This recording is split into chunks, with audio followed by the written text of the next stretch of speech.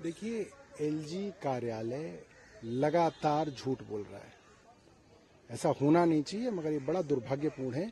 LG विभाग से बार बार झूठ मीडिया के अंदर प्लांट किया जा रहा है, इसलिए एलजी साहब खुद अपने नाम से नहीं कर रहे हैं, वरना वो अब तक अपने नाम से चिट्ठी दे दिए होते। मगर उनको मालूम है कि वो अपने नाम से लिखेंगे तो उनके ऊपर कानूनी कार्रवाई के लिए हम लिखेंगे, इसलिए एलजी साहब पीछे छिप के वार कर रहे हैं। ये अधिकारी इतना बड़ा भ्रष्टाचारी, जिसको सीबीआई ने रंगे हाथों पकड़ा, 5 साल तक सस्पेंड रहा, उस अधिकारी को एलजी साहब ने सोशल वेलफेयर डिपार्टमेंट में क्यों लगाया और सोशल वेलफेयर डिपार्टमेंट में उसको आशा किरण का एडमिनिस्ट्रेटर बना दिया। मैं चुनौती दे रहा हूं एलजी साहब को।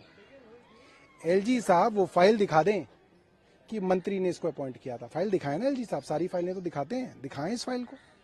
और दूसरी चुनौती एलजी साहब को दे रहा हूं, आपके ही किसी चैनल पे बाइट दे दें या अपना बयान जो है जारी कर दें कि सभी विभागों के अंदर जो नियुक्तियां होंगी वो मंत्री करेंगे। मैं कल ही हेल्थ डिपार्टमेंट की नियुक्तियों की चिट्ठी जो है एलजी साहब को भेज दूंगा। क्या एलजी साहब तैयार हैं? नहीं है। एलजी साहब छुप के भाग रहे हैं, एलजी साहब पकड़े गए हैं। एलजी साहब द्वारा जिन अधिकारियों ने भ्रष्टाचार किया, जो इस पूरी की पूरी हत्याओं के जिम्मेदार हैं, उनको बचाने की कोशिश हो रही है। अब तक एडमिनिस्ट्रेटर को सस्पेंड क्यों नहीं किया गया? अब तक इस विभाग के सचिव तावले साहब को सस्पेंड क्यों नहीं किया गया? तीसरा दिन है, एलजी साहब किसका इंतजार देख रहे हैं? एलजी साहब को जवाब देना चाहिए। वो अफसर अगर मेरा प्रिय है तो मुझे दुख होगा ना उसको सस्पेंड करने में। आपको क्यों दुख हो रहा है?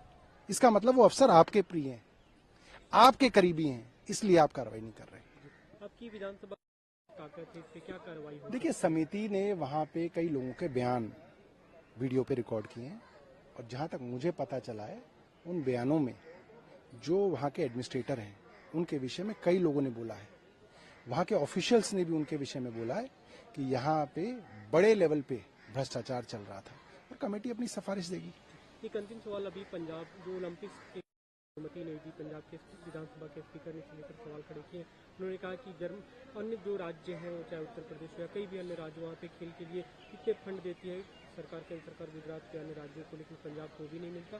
सीएम जाना चाहते थे अपने बिजी शेड्यूल से समय निकाल कर, लेकिन नहीं जाने दिया जा रहा। देखिए, जब से ये किसान आंदोलन हुआ है, भारतीय जनता पार्टी की, खास तौर पे केंद्र सरकार की, पंजाब के लोगों को लेके, खास तौर पे सिखों को लेके जो सोच है वो उजागर हुई है।